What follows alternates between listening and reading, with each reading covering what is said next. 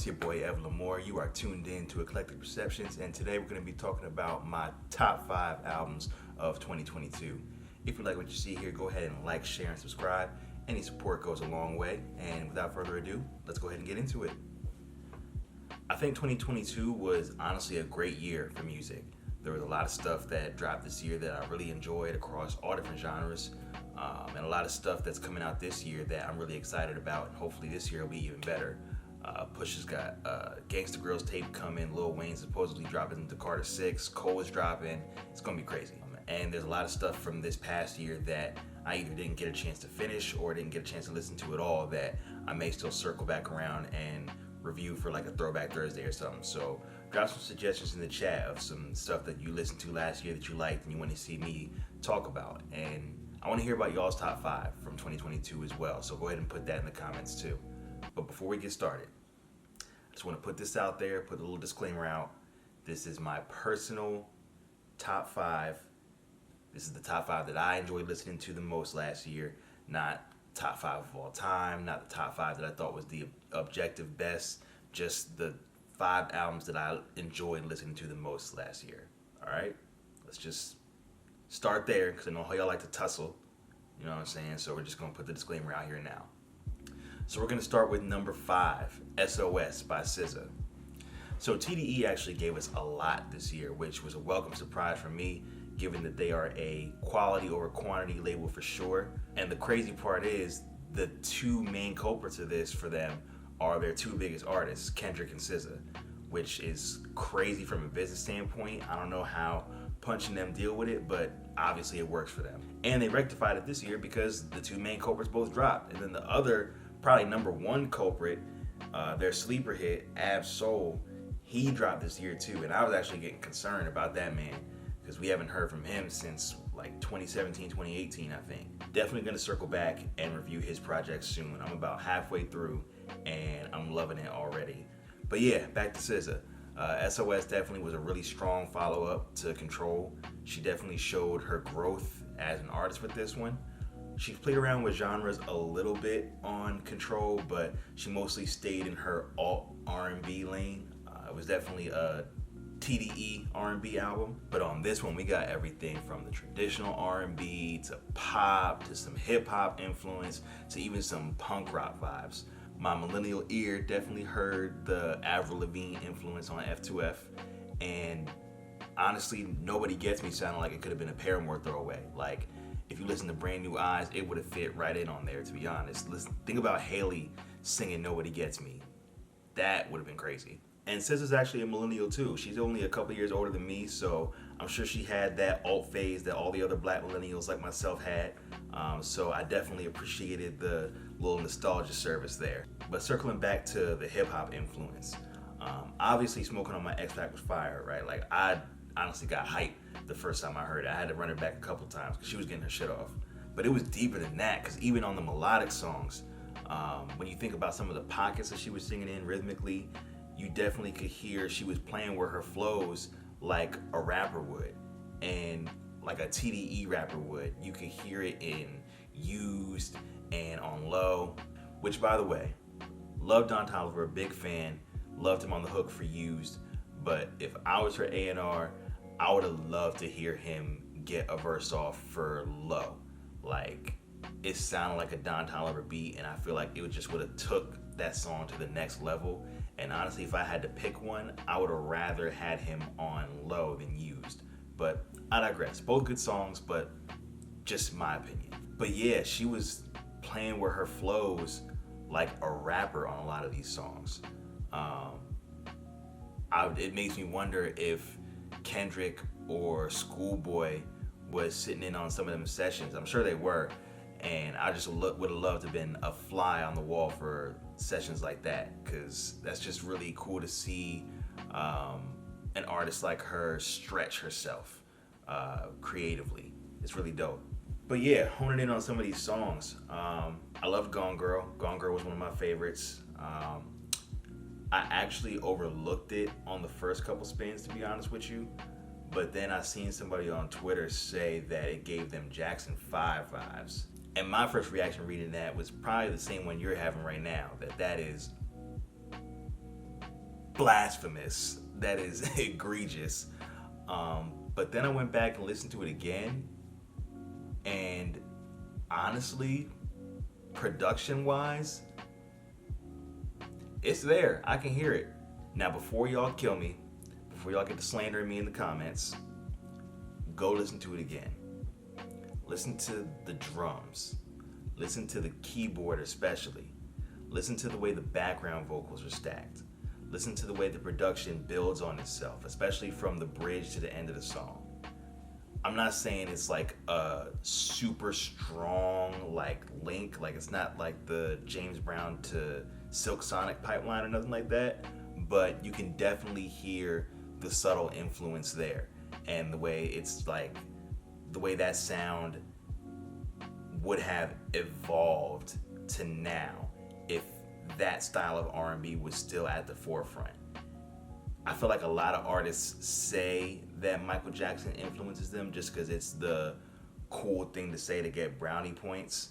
But then when you listen to the music, you're like, where? But I love when you can actually hear the callbacks to, you know, the forefathers in music and still making it their own, but also paying homage. And I just think it's super dope. You know, R&B fundamentals. It's really cool to hear. Now, one thing I wasn't necessarily here for was some of the, let's just call it what it is, fuck girl lyrics, or the songs that were just so sob story I couldn't do nothing but like roll my eyes, like Special. I skip that song every time. I'm not even gonna hold you. But I mean, it's SZA, so what else did we really expect?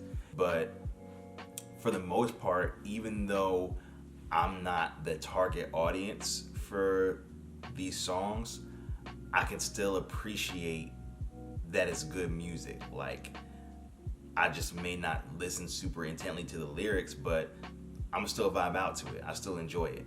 And Quiet as It's Kept, one of my other favorite songs on the project, is probably the most toxic tune she's ever dropped, which was Nobody Gets Me. If you strip away how good it sounds and just read the lyrics, it is peak toxicity, right? Like, hands down. But I had to respect it just because of how real and raw it was. And I'm not even in that situation. Like, I can't even relate personally, but it took me back to a time when I could have related. Not bar for bar, obviously, but just the overall sentiment that the song was conveying, that I don't know how to let this person go because I don't know if anyone will ever love me the way they do. I don't know if anyone will ever understand me the way they do. I don't know if anyone will see me the way they do. And even though I know overall this is a toxic situation, this is a bad situation, when it's good, it's really good. So I'm gonna hold on to that and not let that go. I think we all can relate to that at some point in our lives. And that's what good music is supposed to do. It's supposed to make you feel something. And that's what she did with this project. So shout out to her. My top 3 standout tracks for this one were Gone Girl, Nobody Gets Me, and Snooze. And by the way, I know I didn't talk about Snooze much just because I feel like it's the universal favorite at this point, to be honest, and I've already been on this album for a while. But real quick, y'all let me know in the comments if y'all feel like the guitar on Snooze reminded y'all of the guitar on Southside by Lloyd at all. When I first heard it, I honestly thought they sampled it. But when I looked at the credits, it looks like they actually sampled this other just heartbreakingly beautiful song by Mac Miller called Funeral. I didn't catch it at first because Funeral used an organ and obviously Snooze used guitar, but when you listen to the melody, it's definitely the same melody. And honestly, it made me want to revisit Faces. I never made it through the whole thing of that EP, but I'm gonna have to do it for a Throwback Thursday or something because it is eerie how good that song is. R.I.P. Mac Miller. But yeah, Snooze was just a perfect quintessential R&B song. Shout out to Leon Thomas on that. And apparently Babyface had a hand in producing it too, so that tracks. Number 4, Mr. Morale and the Big Steppers by Kendrick Lamar. So anyone who knows me might be a little surprised this album's not higher up on the list, given that Kendrick's my favorite rapper. And don't get me wrong, I love the album. N95 is still in my gym playlist super heavy. Die Hard and Rich Spirit still bumping the whip. Father Time is probably one of my favorite Kendrick songs ever at this point. That heart made of stone and your mind's made of gold and your tongue's made of sword, but it may weaken your soul bar. That was like crazy. And as a black man who is personally invested in Kendrick as an artist, I loved hearing about how he's gone to therapy, how he's unpacked a lot of the traumas that he went through in his life, and he found that space to talk about things that a lot of black artists, and honestly black men period, don't ever have the chance to even slow down enough to unpack and really sort through. Honestly, I hope it inspires more black men to go to therapy and start doing the work, because it's really important. I also love that he had the courage to touch on some really important topics like homophobia and transphobia, things that most rappers today are just going to steer clear from just because they're so taboo in certain parts of our community. But these are things that we really need to talk about and hold ourselves to task about. And hearing Kendrick, as one of the biggest stars in the game at this point, do that on the biggest stage possible was really dope to hear. And if people from those communities have a problem with the way he chose to go about touching those topics, I completely understand, and I'm not going to argue with them, and I don't think that any of us really should. Honestly, when I listen to this album, a lot of times I'm skipping over Auntie Diaries. The F-bombs is a lot, and taken away from the message, sonically the song didn't really do much for me, so it's not much there for me to hold on to anyway. But me personally, I gotta acknowledge and hold space for the growth, for him to even get to the point to address some of these things in a way that's at least trying to be supportive, because a lot of black men don't ever get to that point because for the most part they don't have to. And as a top tier artist, Kendrick definitely didn't have to if he didn't want to, but he did it, and he did it in a way that was honest and real about where he started on his journey to, I don't know if I would call it allyship, but his journey of understanding and his journey of acceptance, if that's the right word. I gotta give kudos for that, even if 9 times out of 10 I'm skipping that song. Honestly, there's a lot of songs on this album that I'm skipping unless I'm just letting the album ride and not really listening to it super heavy lyrically, because production wise it all flows really, really well together, but lyrically you definitely have to be in a certain headspace to listen to a lot of this. Mother I Sober in particular was a sonically beautiful but lyrically gut-wrenching song that you definitely have to be in a certain space to listen to. And it's a lot of songs on this album that are like that. And honestly, by the time you get to Mirror and he's talking about, letting all these traumas go and really getting to a place where he chooses himself and prioritizes himself and his mental, it's almost cathartic in the way that a good cry after a therapy session is. So it can be intense if you let yourself go there. So I understand people saying that this album doesn't have as much replay value, because it doesn't. But he's not making music for that at this point, I don't think. I think he's making music for himself and as part of his therapeutic process and his growth process, and just hoping that the music can be an offering that helps us with our growth, even if it's to a small degree. And I think that's dope. My 3 standout tracks for this were Count Me Out, Rich Spirit, and Father Time. Moving on to number 3, It's Almost Dry by Pusha T. Honestly, I feel like this one doesn't even need that much explanation, because it's very straightforward and to the point, like all of Push's albums are. He doesn't ever really deviate from his luxury Coke Boy lane, but he is top tier in that lane, and he constantly finds a way to do the same thing but with a fresh spin on it that doesn't sound the same. So it never gets old, and I always enjoy it. And I feel like one of the biggest reasons for that is low-key Push's ear for beat selection is one of the best in the game. Like, his production never misses.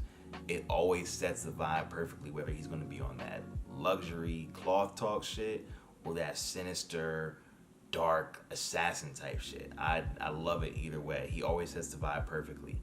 And he has the relationships with two of the best producers in the game right there, P and Kanye. So he's definitely taking full advantage, as he well should. And I didn't even realize it at first, but I think this album was probably his best production-wise. And the reason for it is because it was literally a Pharrell versus Kanye album. Like, half by P, half by Kanye. So I think that's the closest we're ever gonna get to a versus, and I really enjoyed it. I even saw somebody rearrange the track list to really make it a Pharrell versus Kanye, and then somebody did it the other way to make it Kanye versus Pharrell. I listened to it both ways, and it was really tough. And don't quote me on this because it might change a week or a month from now, but as of today, I think Pharrell might have edged him out. And Kanye is one of my favorite producers, but Pharrell did his thing on this one. My 3 standout tracks for this were Neck and Wrist, Diet Coke, and Call My Bluff. Number 2, Renaissance by Beyonce. Alright, so I'm gonna just come with the headline right off the top. Not only is this my favorite Beyonce project ever, this is her best work. To me. Enough time's gone by now for recency bias to fade away. I put the album down for a couple months and then went back and revisited. I re-listened to her other albums, and at this point it's just about which one I enjoyed the most.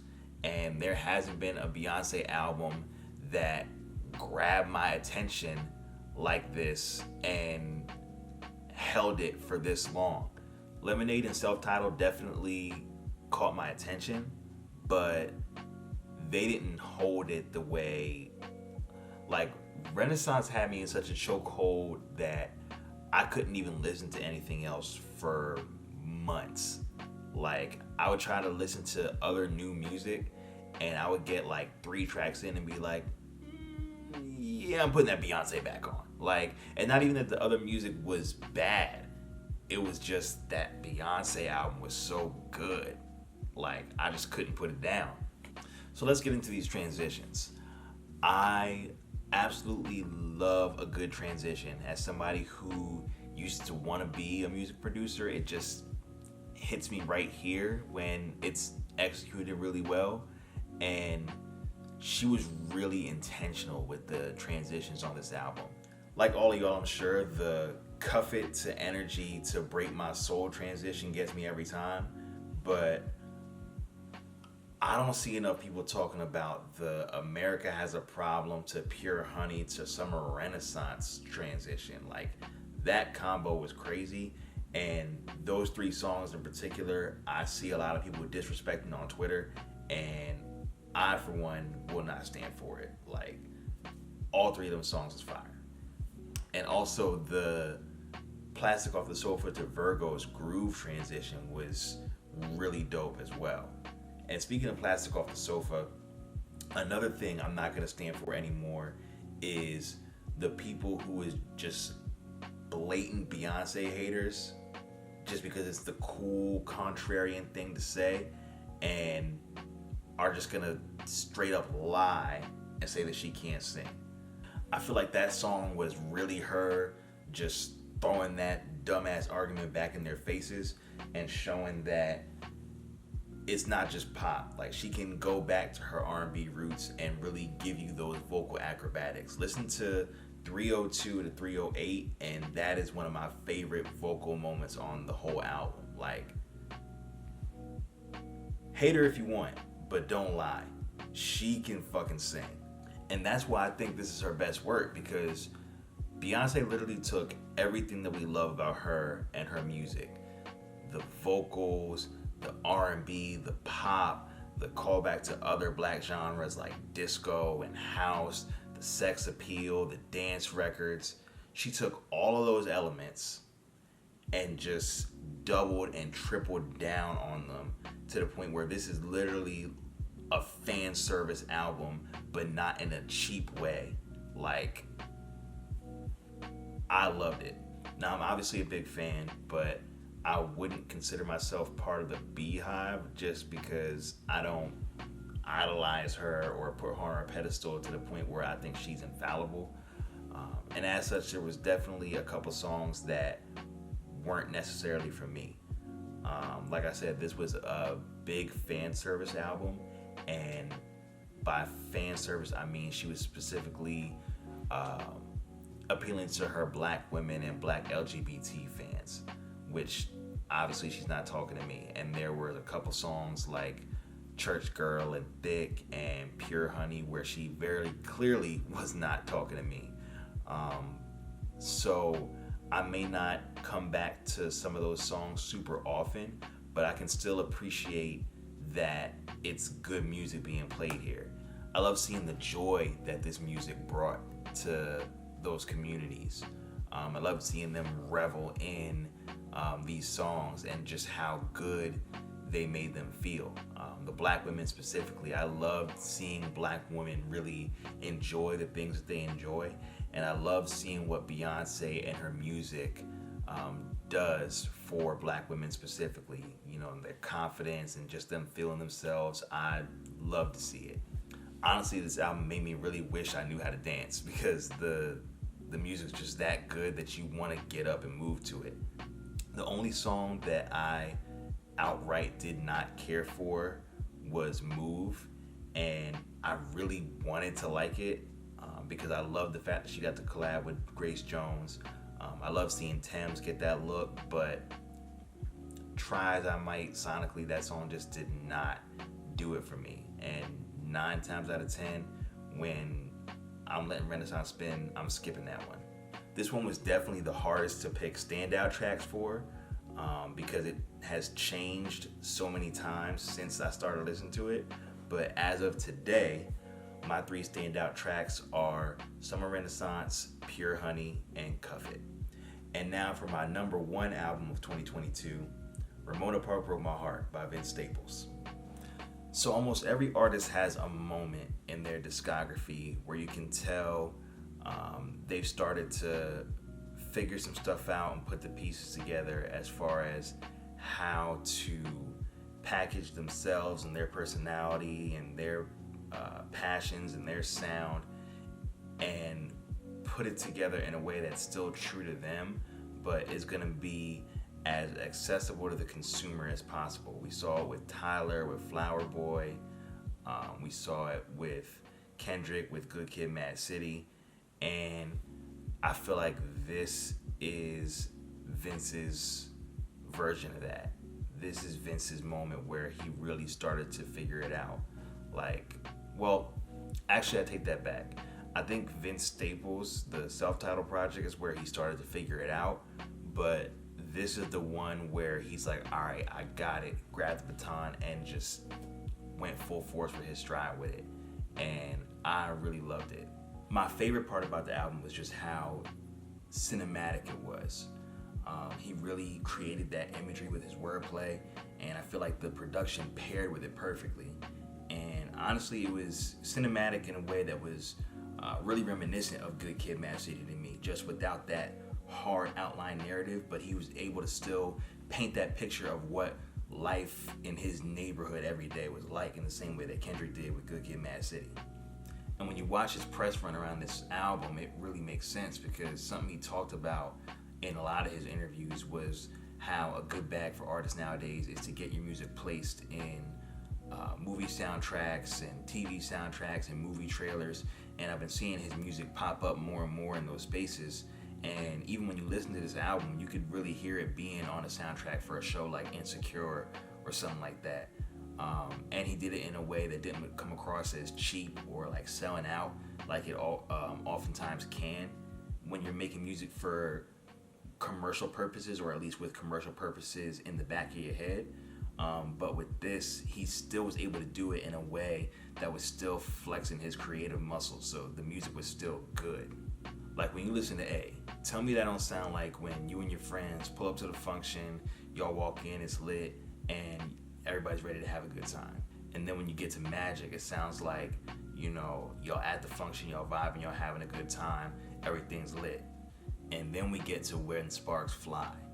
That to me sounded like the scene where the protagonist locks eyes with the love interest, and he's getting to know her, letting her get to know him, showing her his sweeter side. We cut to their first couple of dates, but then we also cut into the scenes of him out here doing shit he ain't supposed to be doing, because the whole time the song's not even about a woman, it's about a gun. It's just a double entendre, so it could really be used for both. And the creativity it took to have that extended metaphor go throughout the whole song was just super dope to me. It took me back to my undergrad days when I was a part of this spoken word poetry and creative writing group called Speak. Shout out to Speak. And at our weekly meetings, we would start off with 10 minutes of a prompt, and everybody's writing to that prompt and just get as much as you can out in that 10 minutes, and then we all share it. This sounds like something that would have come out of one of them prompts. It made me want to low-key pick the pen back up for real. And it's not the first time that it's been done. We had Pac talking about it with Me and My Girlfriend. Of course, Nas, But I Gave You Power. That extended metaphor with the woman and the gun. But I haven't heard any rappers do it in a while, and I haven't heard anybody do it this smoothly. If y'all have, other songs that tackle this topic, go ahead and put them in the comments, but I haven't heard anybody do it this smooth. It's probably the smoothest song that Vince has ever come out with. I loved it. It was definitely my favorite song of 2022. And it just goes to show how much Vince really stretched himself creatively with this album. We got bangers, we got stuff you can play at the function, we got the relationship songs, we got the collaborations with the mainstream artists, with Lil Baby and Ty Dolla $ign, which I know he's collabed with Ty Dolla before, but I never would have guessed him collabing with Lil Baby. And when I saw it in the track list, I didn't know what to expect. I didn't know if I was gonna like it, because Lil Baby is somebody that I had to warm up to. But now I recognize he's dope. I wouldn't have known what a Vince Staples and Lil Baby song would even sound like. I didn't even know I needed it until I heard it. But that's one of my favorite songs from the project. Like, it was dope. And the thing that I loved is that even though this is definitely his most mainstream album, again, he still was working that creativity, and there was real trauma and pain and insightfulness in those bars. Like when you look at Playerways and Rose Street, you would think that on the surface level this is just songs about being out here with the girls and everything, but then you hear bars like, can't fall asleep after I hit, I gotta stay awake, my conscience blinded, I be trying to fuck the pain away, or came up out every case with my crippin' intact, should be lying to my face so I hit from the back.